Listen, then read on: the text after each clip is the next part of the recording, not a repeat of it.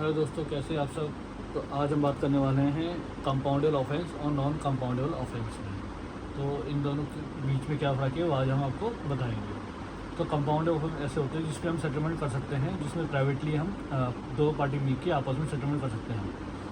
एक कुछ छोटे ऑफेंस होते हैं जिसमें सेटलमेंट होता है, जैसे पुलिस वाले खत्म आप थाने में ही सेटलमेंट कर सकते हैं और वहीं ख़त्म हो जाते हैं। और थोड़े कुछ केस है जिसमें जैसे थेफ्ट हो गया या कुछ ऑफेंस हो गया जिसमें आप में कोर्ट की परमिशन होते हैं, जिसमें दोनों पार्टी को कोर्ट में आके स्टेटमेंट देनी पड़ती है कि हमारा सेटलमेंट हो गया है, और जिसके अगेंस्ट हुआ है ऑफेंस तो उसको स्टेटमेंट देनी पड़ती है कि मैंने इसके साथ सेटलमेंट कर लिया है।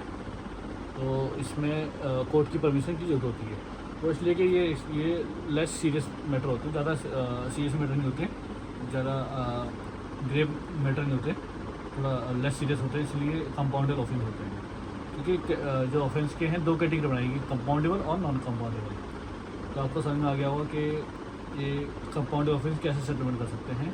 तो सेक्शन 320 में दिया हुआ CRPC और BNSS में आ गया 359 में। अब नॉन कंपाउंडेबल ऑफेंस कौन से होते हैं?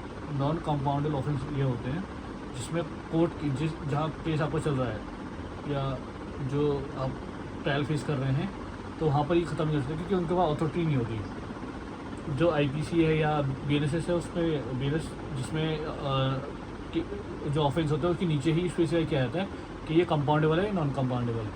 अगर कंपाउंडेबल है तो ये कोर्ट में ही स्टेटमेंट देके ख़त्म किया जा सकता है। जैसे चार्जशीट फाइल हो गई है और कोर्ट में सामने वाला कंप्लेंट आया है, तो अगर कंपाउंडेबल है तो वो सेटलमेंट करके वहीं आप स्टेटमेंट देके तो वो केस वहीं ख़त्म किया जा सकता है।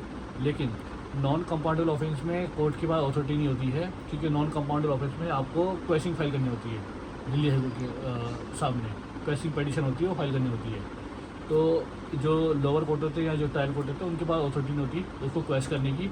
जैसे 498 है और थोड़े सीरियस सेक्शन है जो नॉन कंपाउंडेबल है, क्योंकि सेक्शन के नीचे स्पेसिफाई होता है कि वो नॉन कंपाउंडेबल है। तो उसके लिए आप सेटलमेंट कर सकते हैं और एक पेपर सेटलमेंट बना लो, या मीडिएशन में सेटल करके आप सेटलमेंट पेपर फाइल करके क्वेश्चन के साथ आप दिल्ली हाई कोर्ट के सामने क्वेश्चन फाइल करके उससे क्वेश्चन करा सकते हैं। तो उसे क्वेश्चन करा के कंपाउंडेबल में तो कंपाउंड हो जाएगा, लेकिन नॉन कंपाउंडेबल को आप कंपाउंड ना करके क्वेश्चन होता है वो, तो आप उसके लिए क्वेश्चन फाइल करेंगे।